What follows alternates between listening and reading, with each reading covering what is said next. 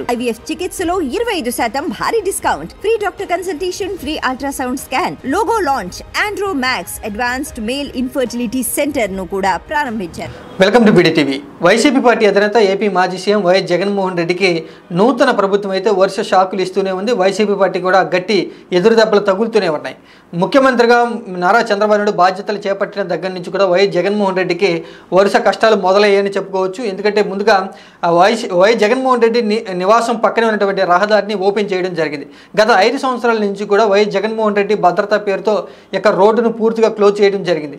నూతన ప్రభుత్వం ఏర్పడిన తర్వాత ముఖ్యమంత్రిగా నారా చంద్రబాబు నాయుడు బాధ్యతలు చేపట్టిన తర్వాత ఇక రోడ్డును పబ్లిక్ చేయడం జరిగింది. ఇక వైఎస్ జగన్మోహన్ రెడ్డికి సంబంధించి కూడా భద్రతా సిబ్బందిని పూర్తిగా చాలా వరకు తగ్గించి వేయడం జరిగింది. ఆ తర్వాత తాడేపల్లిలో వైసీపీ పార్టీ నిర్మిస్తున్నటువంటి కేంద్ర కార్యాలయాన్ని కూల్చివేత చేయడం జరిగింది. రాష్ట్ర వ్యాప్తంగా కూడా వివిధ జిల్లాల్లో ఉన్నటువంటి వైసీపీ పార్టీ కార్యాలయాలకి నోటీసులు కూడా జారీ చేయడం జరిగింది.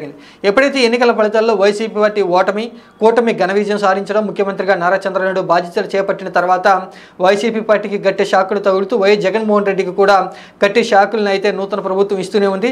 తాజాగా ఈరోజు ఉదయం వైఎస్ జగన్మోహన్ రెడ్డి నివాసం పక్కనే భద్రతా పేరుతో ఏర్పాటు చేసినటువంటి హైడ్రాలిక్ బోలార్డ్స్ని, తర్వాత టైర్ కిల్లర్స్ని అయితే పూర్తిగా తొలగించేయడం జరిగింది.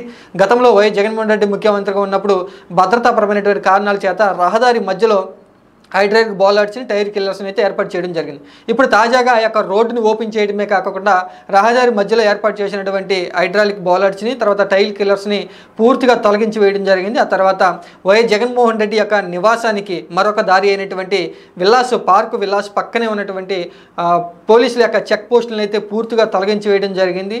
తర్వాత వైఎస్ జగన్మోహన్ రెడ్డి నివాసం పక్కన ఉన్నటువంటి రహదారిలో భద్రతా సిబ్బంది ఏర్పాటు చేసినటువంటి రెయిన్ టెంట్లన్నింటిని కూడా నూతన ప్రభుత్వం తొలగించి వేయడం జరిగింది. ముందుగా ఈ రోజున టైర్స్ కిల్లర్స్ని, హైడ్రాలిక్ బోలార్డ్స్ని కూడా తొలగించి వేయడం, తర్వాత భద్రతా సిబ్బందిమైనటువంటి ఏర్పాటు చేసినటువంటి రైన్ టెంట్లు అన్నింటిని కూడా, చెక్ పోస్టులు అన్నింటిని కూడా పూర్తిగా తొలగించి ఒక లారీలో సామాగ్రిని అంతా కూడా తరలించడం జరిగింది. మొత్తంగా నూతన ప్రభుత్వం ఏర్పడిన తర్వాత ముఖ్యమంత్రిగా నారా చంద్రబాబు బాధ్యతలు చేపట్టిన తర్వాత మాజీ ముఖ్యమంత్రి వైఎస్ జగన్మోహన్ రెడ్డికి కొంత కష్టకాలం నడుస్తుందని చెప్పుకోవచ్చు. వైసీపీ పార్టీ కూడా వరుస షాకులు అయితే ఇస్తూ ఉన్నారు. తాజాగా నివాసం పక్కన ఉన్నటువంటి వైఎస్ జగన్మోహన్ రెడ్డి నివాసం పక్కన ఉన్నటువంటి భద్రతాపరమైనటువంటి ఏర్పాట్లన్నింటిని కూడా నూతన ప్రభుత్వం పూర్తిగా తొలగించి వేయడం జరిగింది.